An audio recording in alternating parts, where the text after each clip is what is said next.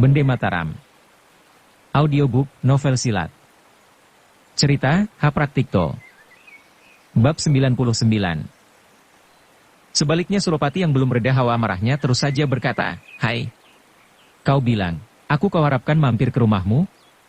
Bagaimana bisa? Kau belum lagi memperkenalkan dirimu."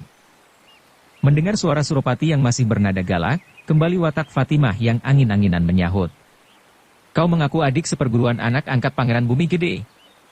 Kalau engkau diharapkan mampir, itulah suatu anugerah. Kau tahu siapa dia?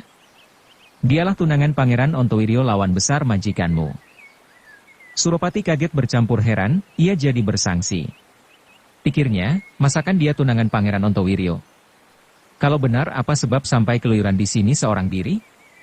Mendadak saja timbullah niat jahatnya. Kalau bisa membekuk nona itu, bukankah besar artinya? Memperoleh pikiran demikian, terus saja ia melompat menghadang pintu. "Berhenti," gertaknya. "Kalian kini jadi tawananku." Setelah berkata demikian, ia tertawa riuh. Fatimah seorang gadis yang tajam mulutnya.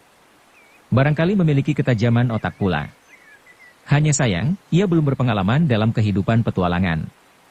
Karena itu tak disadari sendiri, ia telah membuka suatu rahasia besar yang merupakan pantangan dalam suasana perang. Maksudnya tadi hanyalah sebagai gertakan belaka untuk membuat hati Suropati mengkeret. Tak tahunya, ucapannya itu mempunyai ekor panjang yang sangat berharga bagi pihak yang saling bermusuhan. Meskipun tak takut, mengingat keperkasaan Suropati tadi, hatinya tergetar juga. "Kau banyak bertingkah di sini. Kau mau tangkap dia?" "Jangan mimpi," bentak Fatimah. Belum lagi habis perkataannya, Suropati telah melompat dan menyerang dengan sungguh-sungguh. Tadi, ia telah menyaksikan sendiri betapa mereka bisa berkelahi dengan baik. Dalam hal ketangguhan, tak usahlah dia khawatir akan gagal dan kalah. Gusti Ayuretnaningsih sadar bahwa ia kalah tangguh. Namun demikian, tak sudi ia dijatuhkan pamornya. Demi membela keagungan perguruannya, serentak ia menangkis serangan itu. Fatimah pun tak mau berpeluk tangan pula. Segera ia menyerbu lawan dari samping. Dengan demikian pertempuran bertambah lama bertambah seru. Di ruang atas, Titisari menyaksikan semuanya itu semenjak tadi. Hatinya ikut mendongkol menyaksikan lagak Suropati. Dia berani menghina Aji. "Coba kalau Aji dapat kutinggalkan, masakan aku tak mampu menghajarnya," katanya dalam hati. Ia melirik kepada sang Aji. Pemuda itu tiada menaruh perhatian terhadap mereka. Ia lagi tenggelam dalam semadinya. Karena itu, tak berani ia mengganggu. Ia mengarahkan matanya ke bawah lagi. Tiba-tiba ia hampir berteriak terkejut. "Celaka!" Fatimah membabat kepala Suropati dari atas. Tetapi Suropati bisa mengelak dengan cepat, sehingga senjata Fatimah kehilangan sasaran. Dan belum lagi gadis itu berhasil menarik lengannya, Suropati telah membalas menyerang dengan memukul sikunya. Tak ampun lagi, senjatanya jatuh bergelontangan di atas tanah. "Kau tahu sekarang, betapa hebat ilmu warisan Ki Hajar Karangpandan," seru Suropati dengan takabur. Kemudian ia menyabetkan pedangnya sambil berteriak nyaring. "Awas!" Fatimah melihat bahaya mengancam. Ia mengendapkan diri sambil meloncat mundur. Dan pada saat itu, cundrik Gusti Ayuretnaningsih menangkis dari samping. "Bagus. Kau mempunyai tenaga juga," kata Suropati sambil tertawa. Ia tahu, gadis itu kalah tenaga daripadanya. Tatkala pedangnya kena sampok, tangan gadis bangsawan itu tergetar miring. "Suropati, maafkan," sahut Gusti Ayuretnaningsih. "Mungkin kau bisa menawan aku. Tetapi kau berkata bisa mengalahkan kakakku seperguruan Sangaji? Itulah suatu obrolan yang menyakitkan hati. HM, apa sih kehebatan murid Wirapati itu? Di Jakarta dia pernah kurobohkan dalam 7 gebrakan. Jika demikian, kau hebat. Tapi, kukira melawan kekasihnya saja kau tak mampu." "Siapa dia?" "Dia bernama Titisari. Putri Adipati Karimun Jawa, Surengpati." "Cuh!" Suropati meludah ke tanah. "Jangan kau kira hatiku mengkeret," kau gertak dengan nama Surengpati. "Apa sih hebatnya bangsat Surengpati? Coba, suruhlah dia kemari. Ingin kulihat tampangnya." Panas hati Gusti Ayuretnaningsih mendengar suara Suropati. Dan Fatimah yang beradat aseran, terus saja memungut goloknya dan membabat kakinya. Jahanam! Mulutmu memang mulut babi, bentaknya. Suropati terkejut diserang dengan mendadak. Untung dia gesit. Melihat berkelebatnya golok Fatimah, cepat ia menjejak tanah dan meloncat berjungkir balik. Dengan demikian barulah dia selamat dari tebasan golok. Sekarang ketiga-tiganya sudah saling mengumpat. Hati mereka pun sudah panas pula. Karena itu mereka kini bertempur dengan sungguh-sungguh. Titisari yang berada di ruang atas, geli hatinya menyaksikan sepak terjang mereka, ia merasa lucu. Tadi mereka bersatu padu melawan Cocak Hijau. Tiba-tiba kini, dari teman menjadi lawan dan saling menikam. Bagaimana kesudahannya nanti, hanya iblis yang tahu. Tatkala itu, terdengarlah suara langkah. Kemudian muncullah rombongan Manyarsewu dan Yuyu Rumpung yang tadi lari berserabutan meninggalkan benteng dengan diikuti Pangeran Bumi Gede dan Sanjaya. Di luar benteng, mereka membiarkan Cocak Hijau memasuki benteng kembali untuk membuat penyelidikan. Setelah ditunggu sekian lama, ternyata Cocak Hijau tiada kabarnya, Manyarsewu jadi berkhawatir. Segera ia mengajak kawan-kawannya menyusul rekannya. Hati-hati mereka mendekati benteng dan mengintip dari celah dinding. Mereka melihat Suropati, Fatimah dan Gusti Ayu Retnaningsih sedang bertempur dengan serunya. Inilah aneh, pikir Manyarsewu. Dengan membesarkan hati ia memasuki benteng seorang diri. Tak urung kawan-kawannya ikut pula. Demikianlah, maka mereka masuk benteng hampir berbarengan.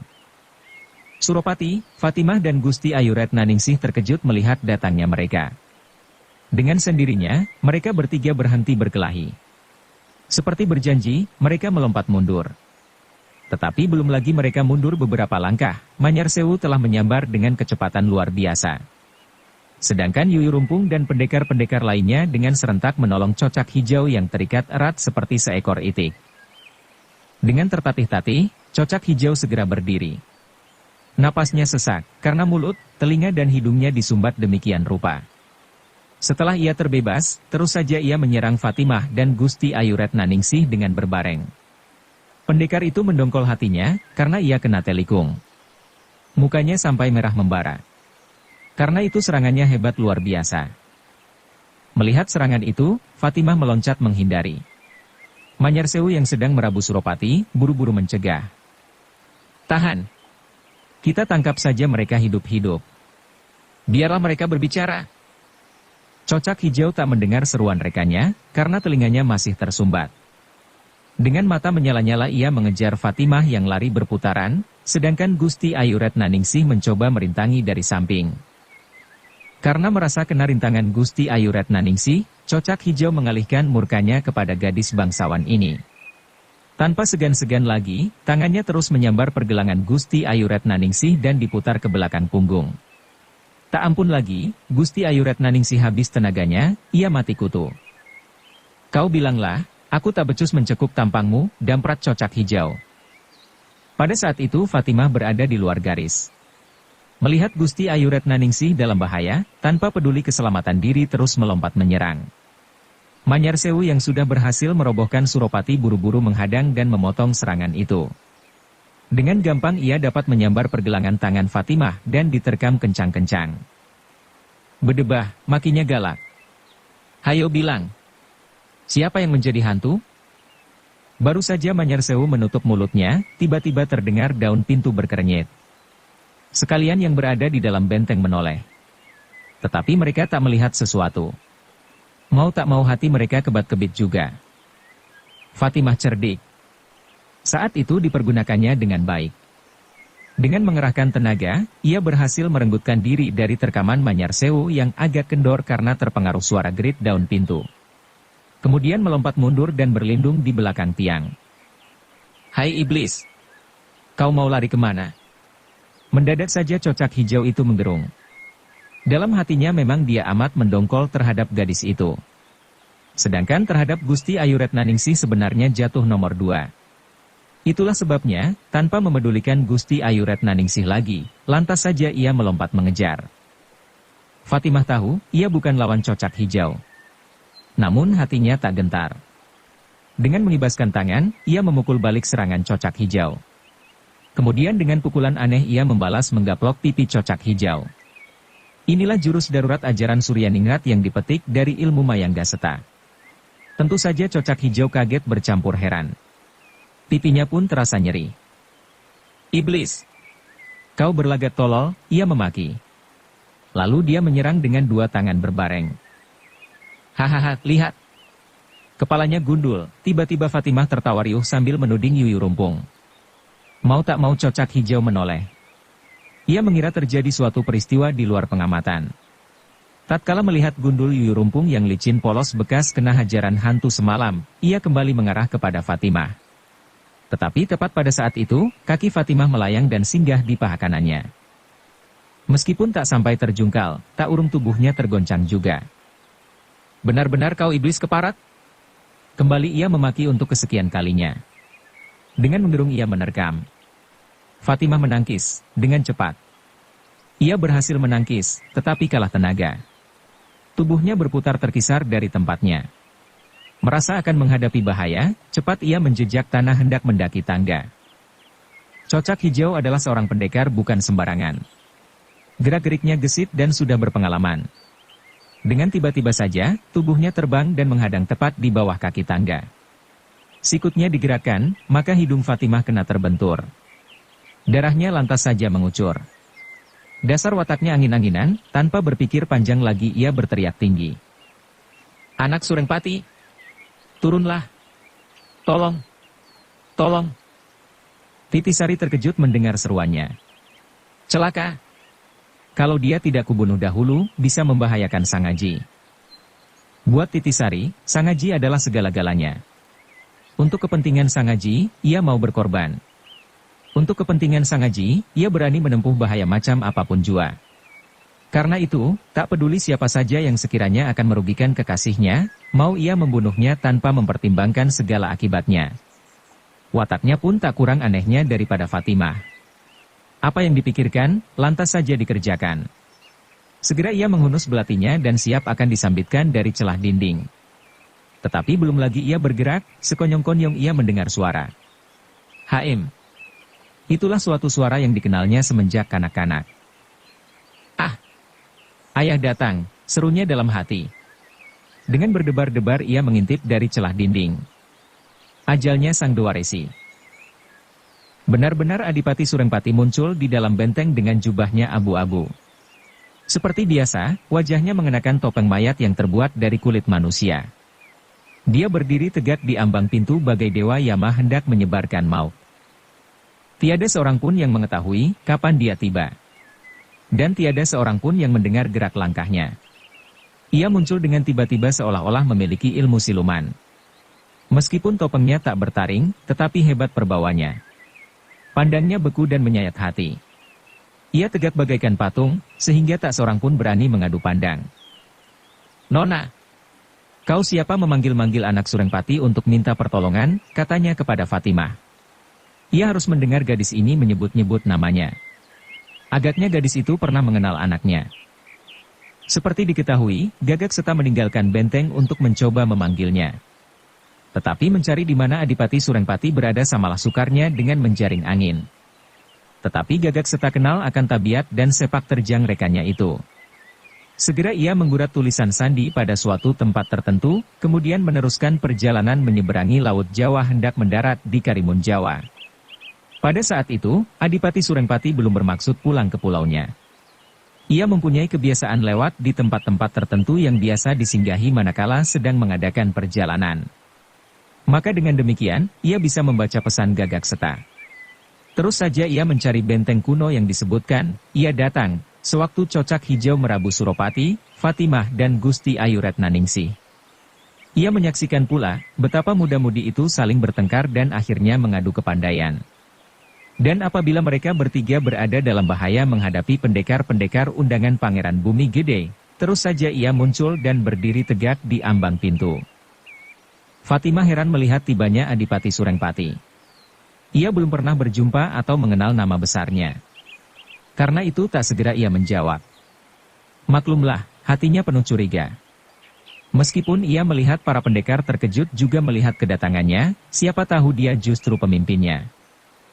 Nona, Jawablah pertanyaanku ini, Adipati Surengpati menegas. Kulihat kau pandai bertempur. Siapa gurumu? Fatimah penuh kebimbangan, tapi ia menggelengkan kepala. Tatkala pandangnya bertemu dengan topeng Adipati Surengpati, hati kanak-kanaknya mulai tergerak. Mendadak saja timbullah wataknya yang angin-anginan. Terus saja ia menghampiri sambil tertawa geli. Apa-apaan ini? Masakan pada siang hari bolong begini, kau masih tetap menjadi hantu? Adipati Surengpati mengerutkan keningnya, ia berpikir sejenak. Tadi ia melihat cara Fatimah melayani lawannya. Sebagai seorang pendekar besar, dengan segera ia mengenal ilmu gadis itu. Itulah ilmu perguruan Gunung Damar. Hanya, jurus-jurusnya kacau dan tak teratur. Taulah dia, bahwa gadis itu belajar dengan sembarangan saja. Melihat begitu, ia jadi teringat kepada putrinya sendiri yang disayangi. Titisari pun enggan pula menekuni ilmu kepadanya yang hendak diwariskan dengan teratur. Teringat akan putrinya, ia jadi sayang kepada Fatimah. Timbullah keputusannya hendak membela gadis itu. Anak, katanya. Hidungmu berdarah karena kena diserang babi bangkotan itu. Apa sebab engkau tak membalas? Aku tak mampu melawan dia. Apalagi membalas, sahut Fatimah sambil mengusap darahnya. Siapa bilang kau tak mampu membalas? Potong Adipati Surengpati cepat. Kau dekati dan hajarlah seperti caranya. Kau dipukul sekali dan engkau harus membalas 10 kali. Itulah utang piutang wajar dengan bunganya sekali. Dasar watak Fatimah angin-anginan, ia senang mendengar ucapan Adipati Surengpati yang bernada liar. Lantas saja ia tertawa senang. Serunya girang, bagus. Ia menghampiri Cocak Hijau dan melototkan matanya. Tanpa mempertimbangkan lagi bahwa dia bukan tandingan pendekar itu, terus saja ia menggaplok mengarah hidung. Tentu saja Cocak Hijau bukanlah sebuah boneka. Ia seorang pendekar yang beradat berangasan bengis dan percaya kepada kepandaiannya sendiri. Maka itu, begitu melihat berkelebatnya tangan Fatimah, dengan cepat ia hendak menangkis berbareng menyerang. Tetapi ia terkejut setengah mati. Belum lagi ia menggerakkan tangannya, lengannya mendadak kehilangan tenaga. Ketiaknya terasa menjadi nyeri dan kejang tanpa dimengerti sendiri. Karena itu tangan Fatimah terus melayang menyambar hidungnya tanpa rintangan lagi. Bluk! Ia kaget berbareng kesakitan. Inilah yang kedua, seru Fatimah gembira. Panas hati Cocak Hijau kena gaplokan itu tanpa dapat menangkis. Segera ia memasang kuda-kudanya. Tangan kirinya ditarik untuk melindungi dada. Apabila tangan Fatimah hendak menyambar hidungnya lagi, ia hendak menyodok dari bawah. Tapi kali ini pun ia tak berdaya juga. Sewaktu tangan kirinya hendak dibenturkan, kembali ketiaknya terasa kena tusuk dengan mendadak. Lalu lengannya lemas dengan sendirinya dan melayang turun tanpa tenaga. Karena itu, untuk yang kedua kalinya Fatimah berhasil menggaplok hidungnya. Bahkan kali ini gaplokannya jauh lebih hebat daripada tadi. Bluk! Tubuhnya tergoyang-goyang dan nyaris terjengkang ke belakang. Selagi Cocak Hijau kaget dan kesakitan berbareng heran, semua yang hadir di situ tak kurang-kurang pula herannya. Manyar Sewu, Yuyu Rumpung, Abdur Rasim dan Sawung Rana adalah pendekar-pendekar yang mahir pula menggunakan senjata rahasia dalam suatu pertempuran jarak jauh. Karena itu, pendengarannya tajam melebihi manusia lumrah. Mereka mendengar suara kesiur angin halus luar biasa, setiap kali Cocak Hijau hendak menggerakkan tangannya. Mereka tahu, pastilah itu suara senjata rahasia Adipati Surengpati. Hanya saja mereka tak mengenal macam senjata rahasia apa yang dipergunakan. Biasanya seseorang akan mati keracunan kena sambitan senjata rahasia. Tapi Cocak Hijau hanya mati kutu belaka. Inilah suatu bukti, bahwa senjata rahasia Adipati Surengpati adalah lain daripada biasanya. Tentu saja mereka tak mengenal senjata rahasia Adipati Surengpati. Karena senjata rahasia Adipati Surengpati berwujud jarum halus yang dilepaskan dari balik lengan jubahnya. Siapa dapat mengelakkan serangan begini? Yang ketiga, terdengar Fatimah berseru lagi. Cocak Hijau terkejut. Karena kedua tangannya kini terasa menjadi lumpuh, sedangkan ia tak sudi menerima bogem mentah tanpa dapat menangkis, maka ia bermaksud hendak meloncat mundur. Tapi baru saja ia hendak mengangkat kaki, tiba-tiba urat-uratnya menjadi kejang. Dan kedua kakinya mati kaku. Itulah sebabnya ia kaget setengah mati. Maka tahulah dia, bahwa pukulan Fatimah yang ketiga ini pun tak dapat dielakkan. Hatinya mendongkol dan ingin menjerit tinggi. Tetapi kalau sampai menjerit, habislah sudah nama besarnya. Karena itu, buru-buru ia menguasai diri. Tapi justru ia berbuat demikian, air matanya sekonyong-konyong hendak meloncat keluar. Bagi seorang pendekar, mengeluarkan air mata merupakan pantangan besar pula. Celakalah dia. Karena menahan rasa mendongkol dan sakit hati, air matanya akhirnya merembes juga keluar. Gugup ia hendak mencoba menyusutnya. Tapi kedua lengannya telah kehilangan tenaga gerak. Karena itu akhirnya air matanya bercucuran membasahi kedua pipinya. Fatimah berwatak angin-anginan, namun sebenarnya, hatinya penuh rasa iba, pemurah dan perasa. Begitu melihat cocak hijau mencucurkan air mata, ia membatalkan gaplokannya yang ketiga. Lalu berkata lembut, "Sudahlah, jangan menangis. Aku takkan menghajarmu lagi. 2 kali sudahlah cukup." Suara lembut itu bahkan lebih hebat menyayat hati daripada gaplokan betapa keras pun. Maklumlah, dia adalah seorang pendekar besar yang mempunyai nama. Sepak terjangnya disegani, dihormati dan ditakuti orang. Kini, terang-terangan dihina seorang gadis kemarin sore di hadapan para pendekar undangan Pangeran Bumi Gede. Hati siapa takkan hancur menghadapi peristiwa demikian. Mendadak saja tubuhnya menggigil dan bergoyang-goyang. Terus saja ia berbatuk-batuk menyemburkan gumpalan-gumpalan ludah dan liur jantung. Lalu ia menoleh kepada Adipati Surengpati dengan mata membelalak. Membentak, "Tuan, siapakah engkau sebenarnya? Secara menggelap engkau melukai aku. Apakah itu seorang pendekar?" Adipati Surengpati tertawa dingin. Menyahut, "HM, apakah kau cukup berharga untuk mengetahui namaku? Kau ini macam manusia apakah sampai berani berbicara demikian kepadaku?" Dengan wajahnya yang menakutkan, Adipati Surengpati menyiratkan pandang kepada sekalian pendekar. Tiba-tiba membentak. Semua saja, menggelinding keluar.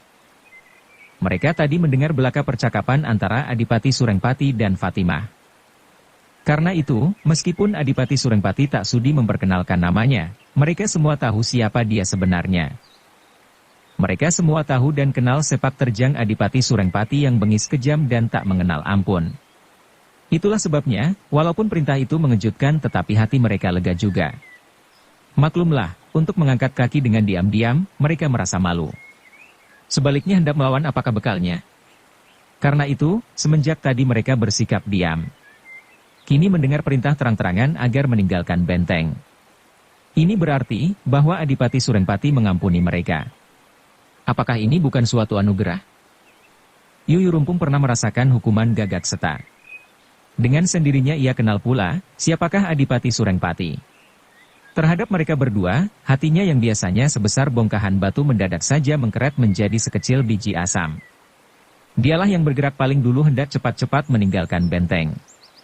Tapi baru saja bergerak 2 langkah, dengan tiba-tiba Adipati Surengpati berdiri menghalang di ambang pintu. Terpaksa ia menghentikan langkahnya dan berdiri tegak tiada berkutik. "Iblis," bentak Adipati Surengpati. "Telah kuberi kalian ampun, kenapa belum ada yang bergerak? Apakah kamu menghendaki aku membunuh kalian semua?" Yuyu Rumpung ketakutan sampai kakinya menggigil. Ia mengerti bahaya. Karena itu, dengan suara parau ia mengajak kawan-kawannya. "Adipati Surengpati telah memerintahkan kita semua meninggalkan benteng. Apalagi yang kalian tunggu? Hayo keluar." Benar ia berteriak demikian, tetapi kakinya belum juga melangkah. Karena sesungguhnya ia takut meloyor seorang diri. Manyarsewu yang beradat berangasan pula, tak tahan direndahkan Adipati Surengpati. Dengan memberanikan diri ia menerjang sambil membentak, "Minggir!" Matanya melotot dan merah membara. Tapi Adipati Surengpati tak memedulikan. Bahkan dengan suara dingin ia berkata, "Kau mau mendesak aku minggir? HM, jangan mimpi. Dengarkan. Siapa yang menyayangi nyawanya, hendaklah merangkak keluar melalui selangkanganku." Kedua kakinya. Pendekar Abdul Rasim, Sawung Rana, Manyarsewu, Yuyu Rumpung dan lain-lainnya saling memandang untuk minta pertimbangan. Hati mereka mendongkol berbareng gusar. Manyarsewu lantas membentak. "Baik. Kau memang hebat. Tapi masakan kau berani melawan kami beramai-ramai?" Setelah membentak demikian, terus ia menubruk maju. Tetapi tahu-tahu, tengkuknya kena cekuk. Tangan kirinya dipuntir ke punggung. Rekata! Lengannya patah sekaligus. Kemudian dengan enteng saja, Adipati Surengpati mengangkat tubuhnya dan dilemparkan ke ruang tengah dengan sikap dingin. Sudah barang tentu Manyarsewu menjerit kesakitan. Namun Adipati Surengpati tak memedulikan. Ia mendongak ke atap dengan sikap acuh tak acuh. Melihat Manyarsewu kena dirobohkan begitu gampang, mereka semua merasa ngeri. Mereka adalah pendekar-pendekar undangan Pangeran Bumi Gede. Kesanggupannya melebihi pendekar lumrah. Mereka merupakan momok hebat bagi rakyat jelata. Meskipun demikian, kena pandang Adipati Surengpati, hatinya menggigil ketakutan. Bulu romanya menggeridik. Dan entah apa sebabnya, tenaga jasmaninya seperti punah. Kamu sayang akan nyawamu tidak? Bilang, bentak Adipati Surengpati dengan bengis. Tiada seorang pun berani menjawab. Mereka seolah-olah telah merasa apa artinya bentakan Adipati Surengpati kali ini. Karena itu, tanpa mengindahkan kehormatan diri lagi, Yuyu Rumpung terus saja merangkak keluar melewati selangkangan Adipati Surengpati. Melihat perbuatan Yuyu Rumpung, pendekar-pendekar lainnya tak berani pula membangkang. Seorang demi seorang lantas saja keluar dengan merangkak-rangkak. Bahkan lambat laun jadi saling berebutan. Abdurrahim menolong membebaskan Cocak Hijau dari siksaan Adipati Surengpati. Kemudian dengan menyeret Manyarsewu, Cocak Hijau memberosot pula dari selangkangan Adipati Surengpati dengan diikuti pendekar Abdurrahim. Begitu sampai di luar, cepat-cepat mereka meninggalkan benteng. Dalam hati, mereka mengutuk dan mengumpat. Mau tak mau, mereka harus mengakui bahwa nama besarnya habislah sudah pada hari itu. Kegarangannya dan keangkerannya pudar sekaligus tanpa tawar-menawar lagi. Adipati Surengpati tertawa mendongak ke udara. Kemudian membentak pula kepada Suropati. Kau pun tak segera keluar. Suropati tadi telah kena tangkap Manyarsewu. Ia belum dapat bergerak dengan leluasa. Karena itu tak dapat pula merangkak keluar. Aku bukan termasuk golongan mereka. Aku murid Ki Hajar Karangpandan yang mempunyai tempat sendiri dalam masyarakat, katanya berani. Dengus Adipati Surengpati. Apakah kau bosan hidup? Aku takkan menghalangimu. Nah, keluar. Suropati adalah murid Ki Hajar Karangpandan. Betapapun juga, ia mewarisi watak gurunya. Ia tak sudi diperlakukan semacam para pendekar. Dengan menentang pandang ia menyahut. Kau dengar, aku murid Ki Hajar Karangpandan. Kalau kau murid Ki Hajar Karangpandan, lantas bagaimana, potong Adipati Surengpati? Apakah kau lantas minta tempat istimewa? Adipati Surengpati tahu bahwa sebagian tenaga Suropati belum pulih. Mendadak saja ia mengibaskan tangannya. Suatu kesiur angin mendarat tajam pada pinggang Suropati. Dan sebelum pemuda itu sadar apa artinya, tenaganya telah pulih kembali. Serentak ia bangun berdiri dan memandang tajam kepada Adipati Surengpati. Katanya ketus, kau memang hebat. Tapi jangan mimpi kau bisa menggertak murid Ki Hajar Karangpandan. Apa sih hebatnya Ki Hajar Karangpandan? Dengus Adipati Surengpati tak senang, ia menjumput sebatang galah sepanjang 1 kaki, lalu dilemparkan acuh tak acuh kepada Suropati. Cara melemparnya nampaknya enteng dan sederhana. Tapi kesudahannya hebat. Pemuda itu dengan mengerahkan segenap tenaganya mencoba menangkis. Namun ia kena tolak juga. Belum lagi memperbaiki diri, tahu-tahu giginya copot 2 biji. Sudah barang tentu, sakitnya bukan alang kepalang. Mulutnya lantas saja menyemburkan segumpal darah. Akulah Adipati Surengpati yang kau harap memperlihatkan tampangnya. Inilah tampangku. Kau mau apa sekarang, kata Adipati Surengpati. Suropati terkejut dan tercekat hatinya. Menilik bunyi perkataannya, terang sekali Adipati Surengpati telah mendengar ucapannya tadi. Gusti Ayu Retnaningsih, meskipun pernah bentrok dengan pemuda itu, kebat-kebit juga hatinya, mengingat sepak terjang Adipati Surengpati yang luar biasa. Fatimah pun tak terkecuali. Pikirnya dalam hati, pemuda ini bisa celaka menghadapi dia. Rupanya Adipati Surengpati mendengar belaka semua ucapannya yang takabur.